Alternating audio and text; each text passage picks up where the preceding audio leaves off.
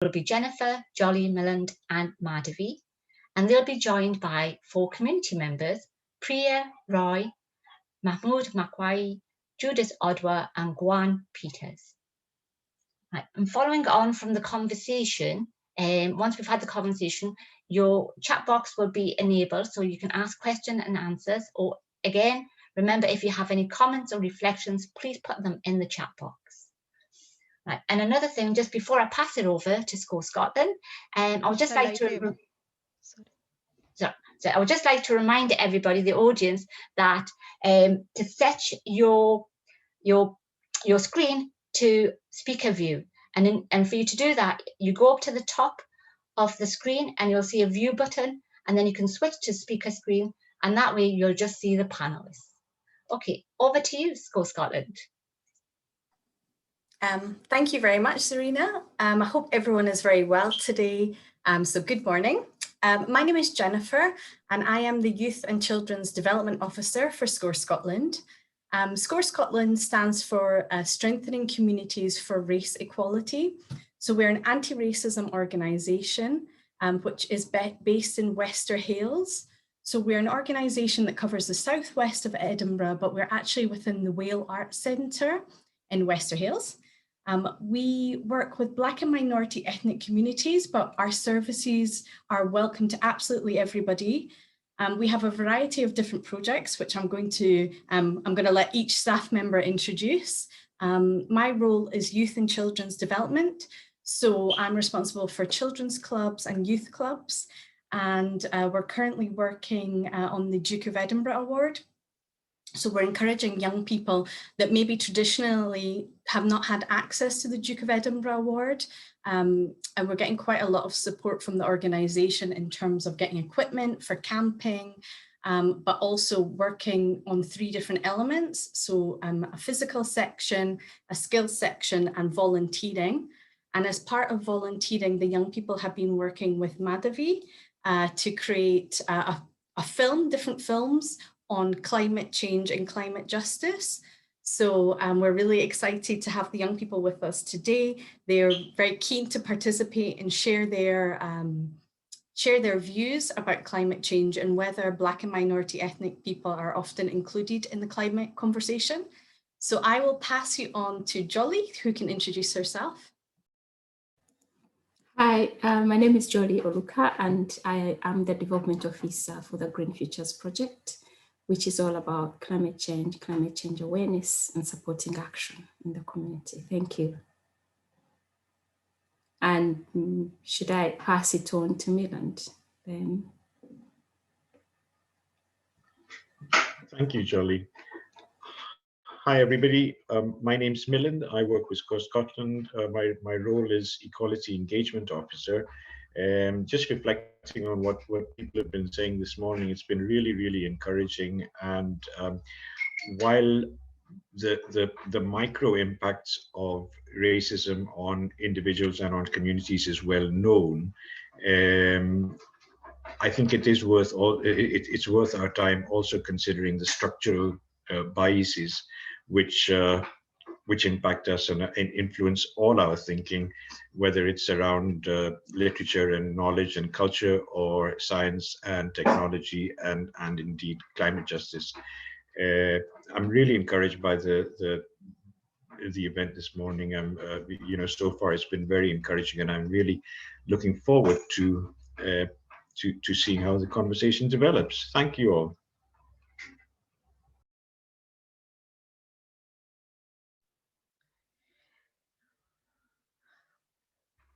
Oh, I beg your pardon. I'll ask Madhavi to say something, before we bring the community members in. Thank you. Thank you, Milland. So I am Madhavi from SCORE Scotland, and I work as a senior community worker for Climate Challenge funded project. And our project is called Green Futures Project, and we work on waste element this 2 years, and mainly focusing on active travel, food waste, and engaging people with climate literacy activities and upcycling and textiles. Thank you so much. I was hearing to everyone. It was really encouraging and inspiring. I'll pass on to Gom Peter.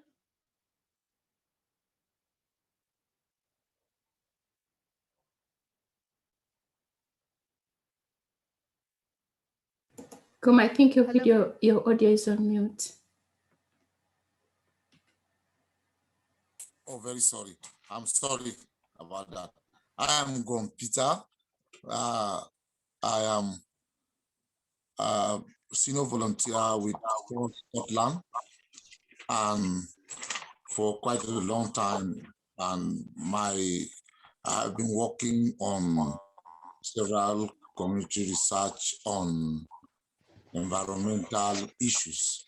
So, and currently I am also working on issues that relates to climate change in the area of waste management issues. So I'm happy to be among you and to be one of the major participants. Thank you. I wish all of us a happy deliberations and conversations. Thank you. Judith, would you like to introduce yourself?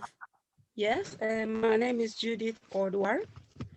I'm a social worker, not by profession. But my profession is as an hotelier.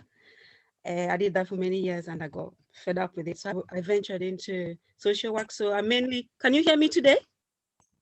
Yes. Yeah, Okay. it's a different laughter. So I venture mainly with the elderly in the community, but I'm also an aspiring writer. Hopefully one day I put something out there. Maybe back to Jennifer, or who else is on? I think back to Jolie. well, it's Priya's turn now. It's Priya's turn. Okay, back on to you, Priya. Take it away. My name is Priya and I'm a member of KCYC. Okay, and Mahmoud should be here. Hi, my name is Mahmoud. I'm a member of KCYC too, and I joined not too long ago, maybe just near the end of last year. And climate change and climate injustice is something that I was only recently educated about, and it's something that I feel quite strongly about too. That's brilliant. Thank you very much. So we have all now introduced ourselves, so I think I can start with the first question. So as individuals, do you feel that you know enough about climate change and or the climate crisis? And it would be interesting to find out kind of when you became aware of the climate crisis. And also if you're a young person, maybe you could tell us about how you learn about that within schools.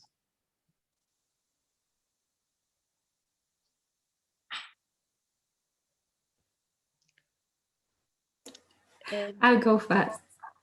Judith, would you like to go? Sorry. Yeah, well, when there was a Hurricane Katrina in the US, that's when I really realized that we are at a crisis.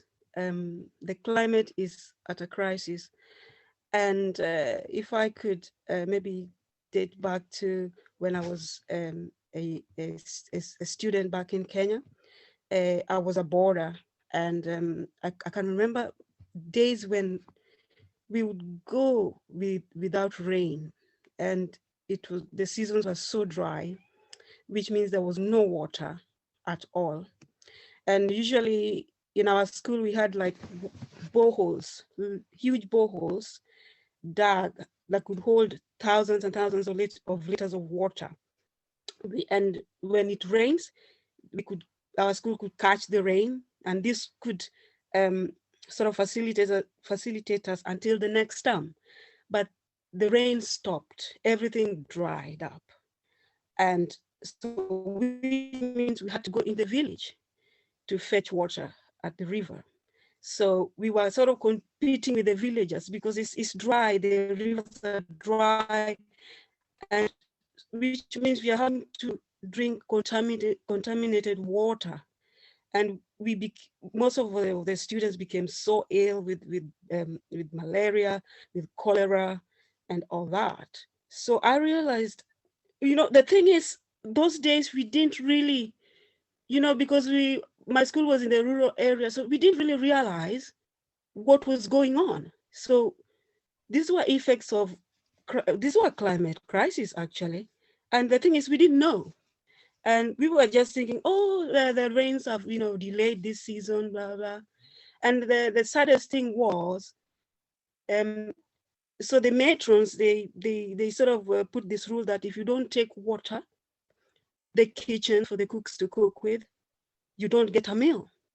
So which means a lot of kids went hungry. So which means you just had to go get something that looks like water and bring it to take it to the kitchens and get your meal. And which means maybe you're not showering, and it was very, very, very, very tough time for me. And so that's when, so now I look back, I realize that these were the effects of, the climate, our climate is at a crisis. And I know most people, those days we didn't have social media to create awareness of this, and the people back there, they don't know, they really don't understand what climate crisis is, how much information is out there for them to know. If I called my mother today and told her, hey, Mom, I bought a big car, my mom would say, praise the Lord. And then the next thing she'll be doing, she will be calling her gossip group, inviting them for a cup of tea and telling them, you remember that daughter of mine in the UK? She just bought a huge car, but she doesn't know the impact of this huge car. The pollution this is causing to the ozone layer, So that's in a nutshell. That's how, yeah. Yeah, so which means we actually, all of us, most of us don't know enough about the climate crisis. We only know by experiencing it. Yeah. And actually, maybe we don't even know that that is what it is. So talking about what was happening when you were in school, and also talking about someone buying a big car, and everybody's happy about it, but actually did not realize the impact of that big car and how much that is going to begin contributing towards making it even much worse. Absolutely. So we don't, so Jennifer, your question, how much do we know actually? We just get to know by living the experiences. I would imagine the majority of us do get to know by living the experiences, or maybe working on a project like the Green Futures project. For me, I got to know so much about, oh, this is climate change, this is a climate crisis when I started working on the project, and I've had to learn, and I keep learning, keep teaching myself. So thinking about it, maybe it should have been better while I was going through school. I remember, I also share a story. I remember when I was growing up, I grew up on a farm, so it was amazing. And yeah, the rains came when they should come. When we would know this is a rain season, we would know this is a harvest season, but things have actually changed. And now it's when my parents realize that actually things have changed, but they don't know that this is climate change. They think maybe that the world is growing old, so there's a conflict. We don't know enough to be prepared for that disaster that is coming ahead of us. Thank you for that, Jolly. And I'd love to hear from Priya and Mahmoud as well, to find out within school, do you feel it's something that's talked about quite frequently? Maybe Priya, you could start. Yeah, sure. Well, for me, because I don't choose, I haven't chosen geography as I chose something else, but when I used to do geography, it wasn't as much spoken about. It wasn't really a topic that the teachers would really be focused on. They just focus on the volcanoes and that, and it wasn't really a big thing that the teachers would care about as much. But even in because there's like so many impacts on climate change and there's so many stuff into it.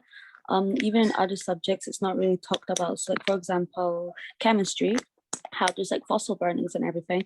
We're not learning about that. It's just like different types of chemicals we learn. But out of everything I've learned, climate change isn't really a big topic. It's focus, and I think it's like really underrated as well. So it's not really cared about as much in the school, especially.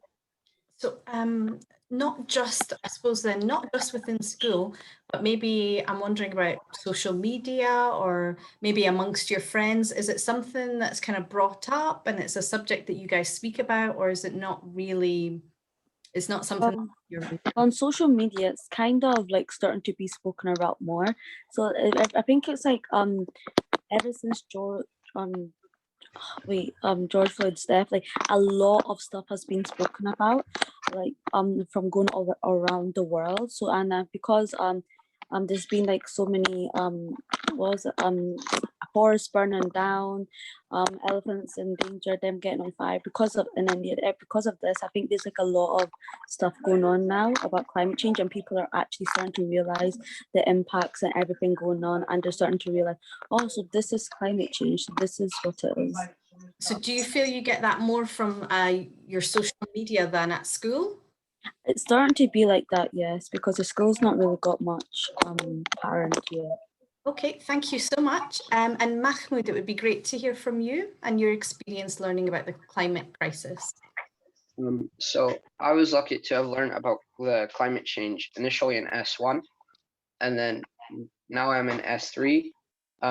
Last term that is, we actually studied it in lots more depth and found out about causes, problems, solutions. It was really a really in-depth, it was really in-depth, basically. So that's great. But as of climate injustice, it's not really something I'm educated about. It was more something that we had to come to a logical decision, because we see that China, USA, India, Russia, they're all massive CO2 contributors, but most of them, like the USA, they're not experiencing the worst of climate change, whereas African countries are experiencing really bad drought, and India is experiencing really bad flooding, and all the countries that aren't contributing as much to the CO2 emissions and aren't contributing as much to the climate change and global warming, they're the ones who are getting the worst effects of climate change. But we weren't taught this. It was something we had to come to a logical decision. So okay. So that you feel that at school there's not really much discussion about how different countries are affected differently by climate change? Yeah, there's not much discussion. There's not much discussion about that. And my little brother actually is, thankfully, in primary school, they're doing actually a sustainability sort of class thing for 6 weeks. Mm-hmm. So he's learning all about, I think, the UN's 30 goals that they plan to achieve by 2030, and a lot of them are stopping climate change. So I think what they're doing is sort of gently letting him know about climate change, not just full on pressing the climate crisis onto him, so that he doesn't, go into full-blown panic. But I think it is good that he's getting educated from such a young age. He's only 7, so I think it's good that he knows what he's doing, knows what's happening around him. And just last night, actually, he told me that he wants to invent a renewable plastic. So that's obviously a sign that this sort of sustainability education is working. It's inspiring. So you think starting from a young age, starting from 7 years old, he's starting to think and imagine a different future? Yeah. Okay, that's brilliant. Thank you very much. Does anyone else have anything else they'd like to input, or shall I move on to our next question? Okay, I'll move on. So, do you feel Black and minority ethnic people are involved in climate conversations? And are issues of anti-racism and climate justice often on the agenda? And maybe Milind, you would like to kick us off? Thanks, Jennifer. The short answers, of course, are no and no. Unfortunately, awareness among minority ethnic communities is low, and a recognition of the impacts of climate change on the poorest of us is indeed not well enough spoken, not often enough spoken about.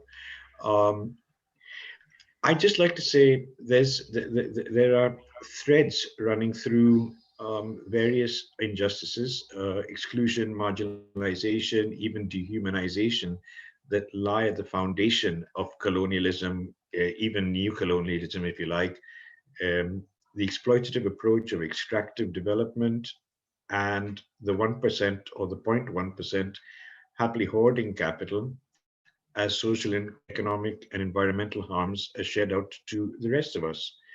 Um, Politicians and media thrive on division, confrontational debate, and the politics of divide and rule, sell advertising, and keep governments in power. If the past year of pandemic has taught us anything, though, it's that we're deeply dependent on each other. Every strand of the rope must be strong if it's going to pull the bucket out of the well. As economic, social, and environmental justice actors, we must work in harmony, work together so the many can benefit from broad policy. I'm keen to see a world where anti poverty, global justice, climate justice, and anti racism all hang together as one whole. And we see the world as a delicate shared resource, really. Thank you. Thank you, Milan. That was great, setting the scene. And I 100% agree with you.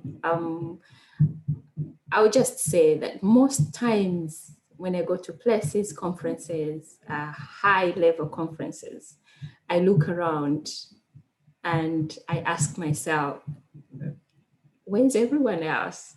And by that, I mean, where's everyone who looks like myself? I mean, like, this is a climate carbon conference. Why is it that it's just a pocket few of us who are in the room? What has happened? Did people get the invitations? Were they invited? And then I asked myself, how did I actually get to know about this conference? It's just because I work on a climate change project. And should I have not been working on a climate change project, probably I would not know about this conference and the decisions, the conversations that take place that actually affect people like myself, affect people back in the countries where we come from, affect people here, even in the UK. Because if you live in a low deprived area, in a bad housing state, the recent snow that we had, you will be incurring high level of your fuel expenditure because you'll be heating your house more as a result of your house or your flat not being energy efficient. But why are we not there? Yeah, the question still, throwing the question to the public, to everyone who is listening, why is it that Black and minority ethnic communities or people are not involved in these conversations and in these discussions?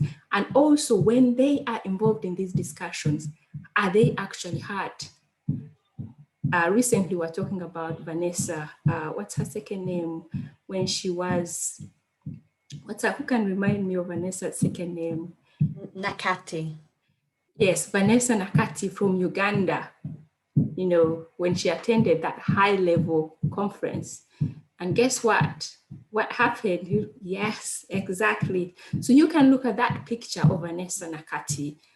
She's among the, you know, she's an activist. She's part of the discussion, but her picture was cropped out when they started talking about what had taken place. So yes, maybe we are invited, but actually our voice is heard even when we are there. And why is that so?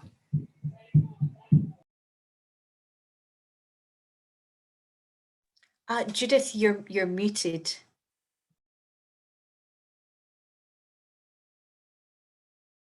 Right?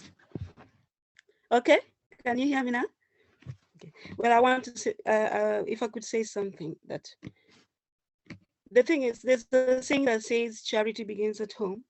So maybe the reason why we are not seen as part of the discussion is, let's look back in Africa, right?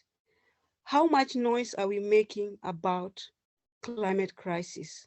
How much is it affecting us? Are we making noise enough? Are we there protesting enough? What are our leaders doing? What are they doing?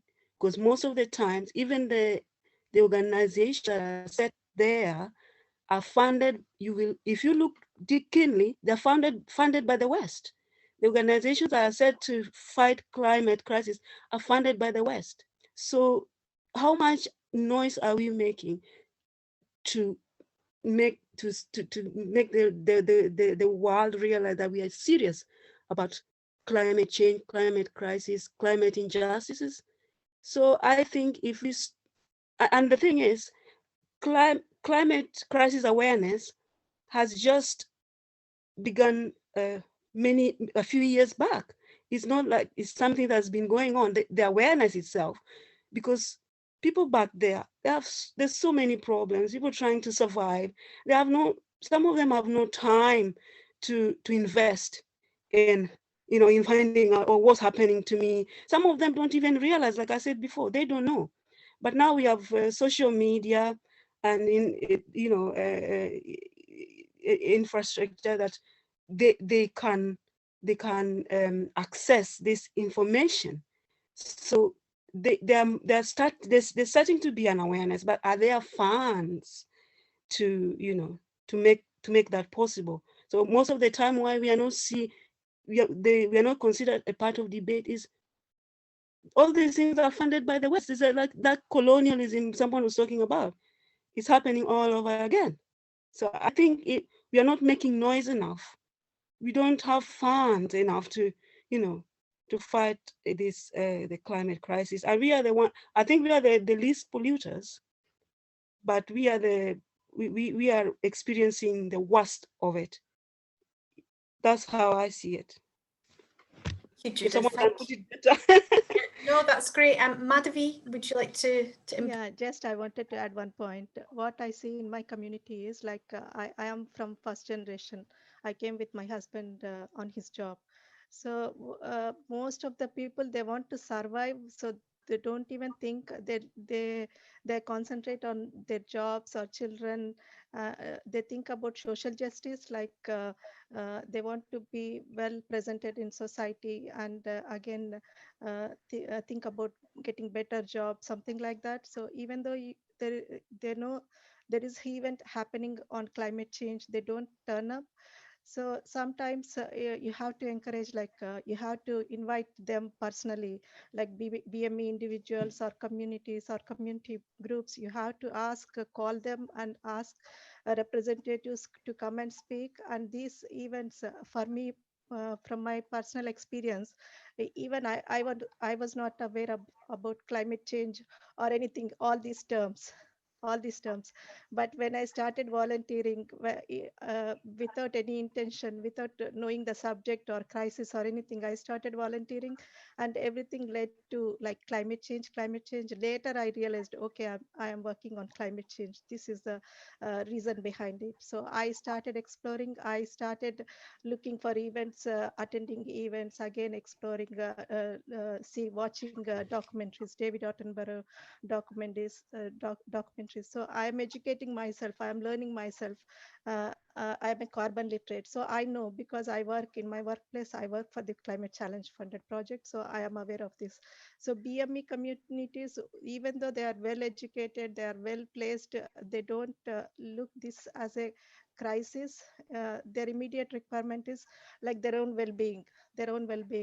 So we have to everyone, there should be a role model, leaders or representatives to speak about this in their communities. I think I'll pass on to Gom.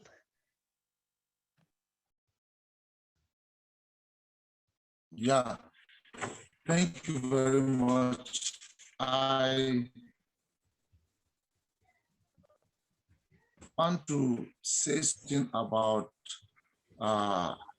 I happen to be born in a desert area of Nigeria. I was born in a desert, and that place is still the desert is still very, very heavy there. And I discovered that I also walk my way out to study issues that has to do with environmental management, which has relationship with climate change.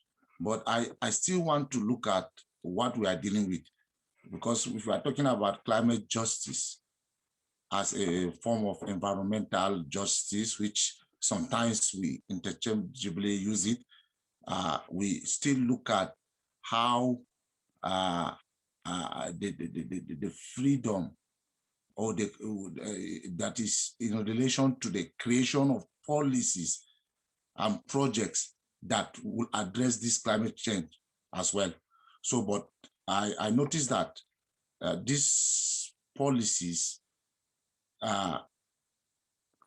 if not done to incorporate all aspects or different races, it will still affect different people. And according to my sister Judith, how we're supposed to have worked it out. I want to say that I worked my way out to study environmental management so that I will look at all these issues of environmental justice. But it was not easy for me, even though my parents were from moderate income earners. I studied up to master's level still in a typical climate crisis environment in northern Nigeria. So how many people will have access to do that? I want to say that even my coming to United Kingdom to study, I have to struggle to get scholarship to come and study issues that. So in the struggling to get the scholarship, I want to tell you that from the whole of my state, we have 37 states in Nigeria. The whole of my state, I was the only one from my region that was given the scholarship. And many of us applied for that. So I'm trying to look at it because we are talking about education now, that we're looking at education and climate justice. So there is a strong need to look at collaborative plans that will incorporate the ethnic minority. Apart from the SDGs program, the universities are not pushing, or they are not even clamoring for education for climate justice, even in the developed countries, because I've been here for quite some time, at least not less than 10 years now. And these issues of climate change is under, all of us, we are under the same roof, both developed countries and developing countries. And in terms of policies and projects, we have to come together. There must be anti-racist education and climate justice curriculum that we can develop this curriculum from even primary schools to higher colleges and universities across the globe, across the border, across countries and other things, not just to depend on developed countries. Until I came to United Kingdom, I don't know that there are activists on environmental issues. So you can imagine that, because, so if from here we can encourage community development, educations back to, we can transport it back to, because these issues involve all of us. Whatever is affecting the environment in Kenya, in Uganda, invariably from the point of geography, we have students here to affect other parts of the world. So definitely, I think we should look at that to encourage different community plans from different races, rather than just general physical development plan that would just come from United Nations, because or United Nations development programs and other things like that. And I will also have to say something about anti-racist education. We have to look at the need for building strong anti-racist networks and partnerships for climate actions. That's within and then across the nations too. This will help because if we have attended several conferences in different parts of the world on environmental workshops. Believe me, some of the conferences, I will be the only person that comes from that part of Africa that's presenting the conference of about 40 different experts that are presented. I've done that. In fact, in Canada, I was even worse. I was alone. There was no any black race or that. So it touches me just like the way Jolie said. I begin to imagine living United Kingdom as far as US and to go and make a presentation on my research, and then there's nothing from the other part of the world. So, but we are under the same roof. So I think do I feel Black and minority people are involved in climate conversations and are issues of anti-racism and climate justice on the agenda? I would say we need to do much about it because there is none. I have gone, just like I've said, at the higher level. We have to look at it from the lower level, primary school into higher and then to tertiary as well. In terms of even scholarships to look at these issues. That's great. Thank you so much. Thank you very much. Jennifer, can I just say something? So Guam said he's had to struggle, like really struggle.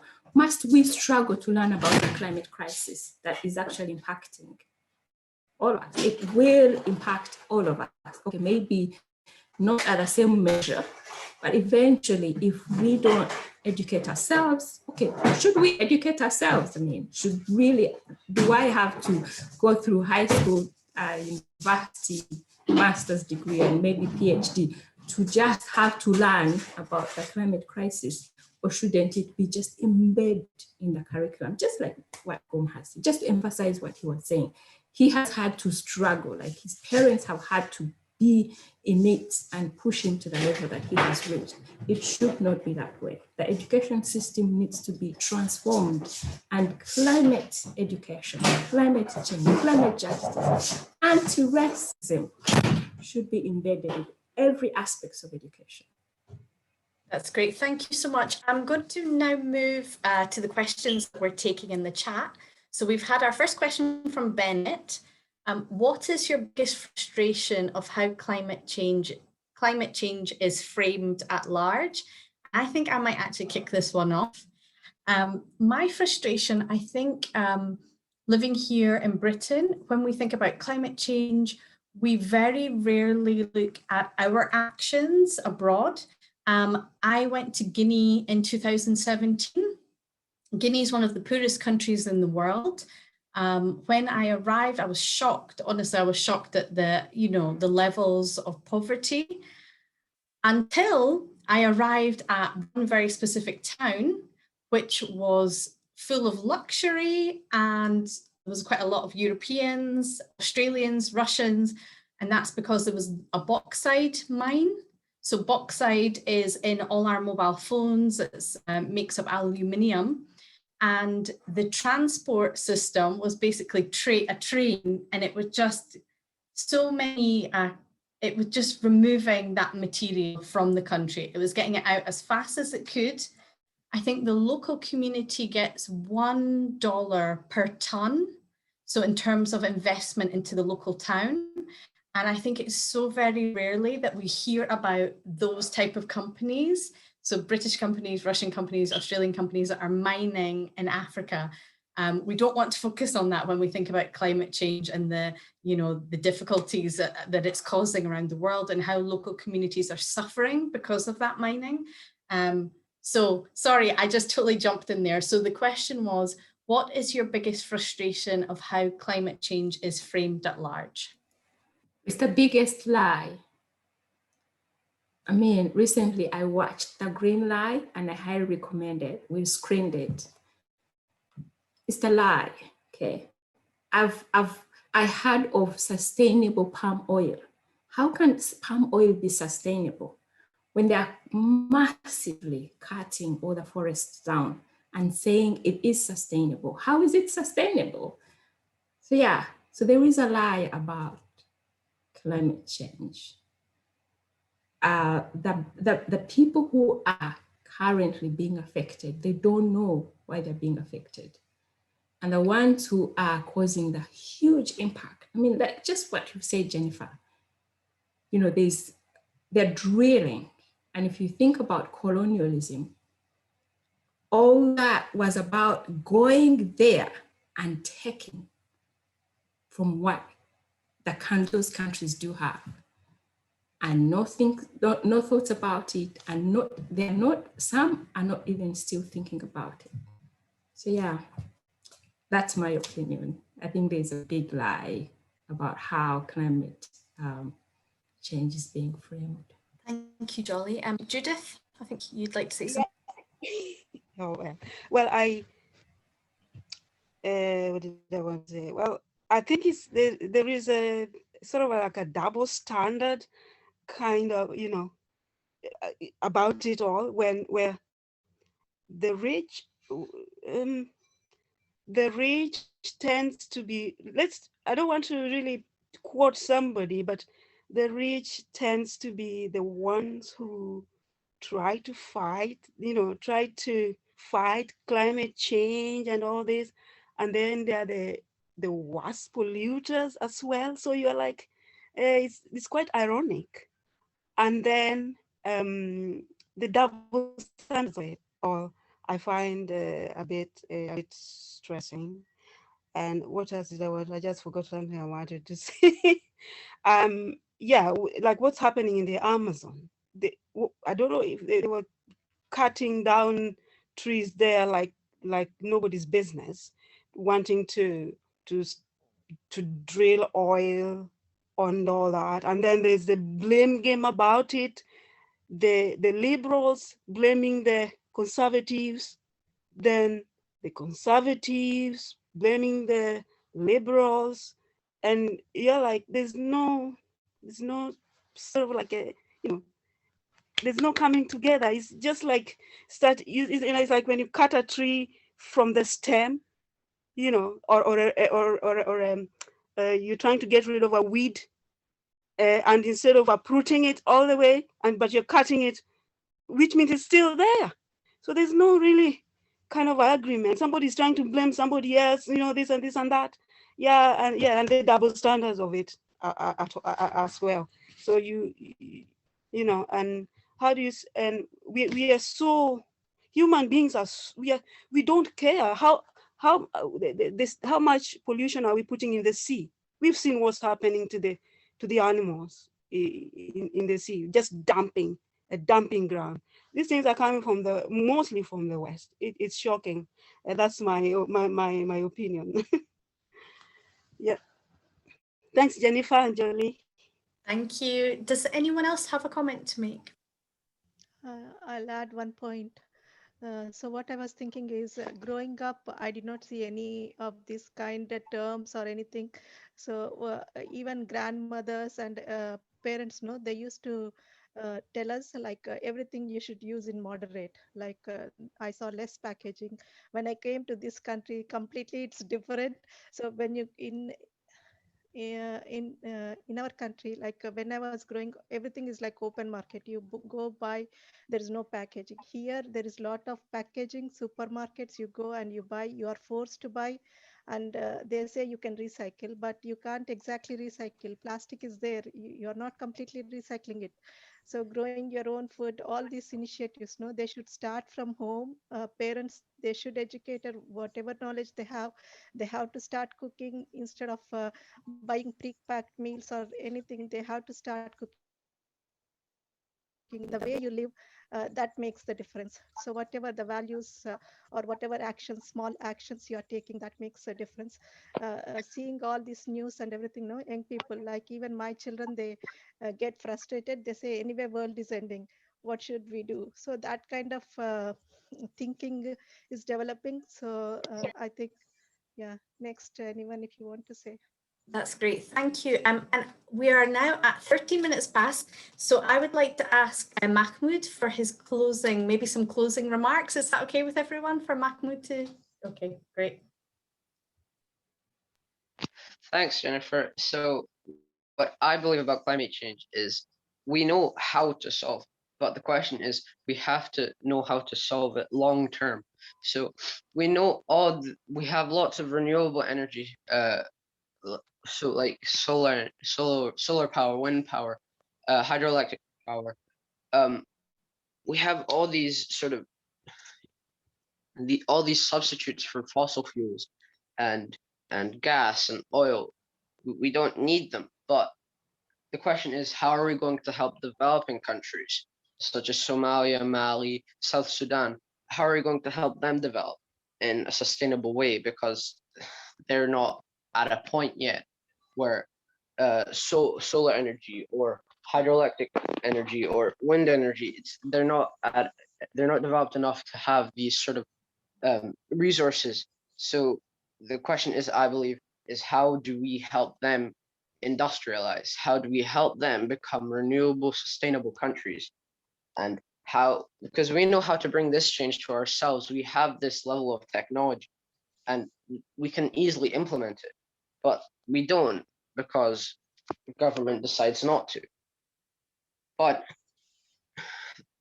developing countries, they don't have these resources. So we need to help them industrialize. So in a renewable fashion so that the globe can hopefully turn into a zero carbon emission sort of planet.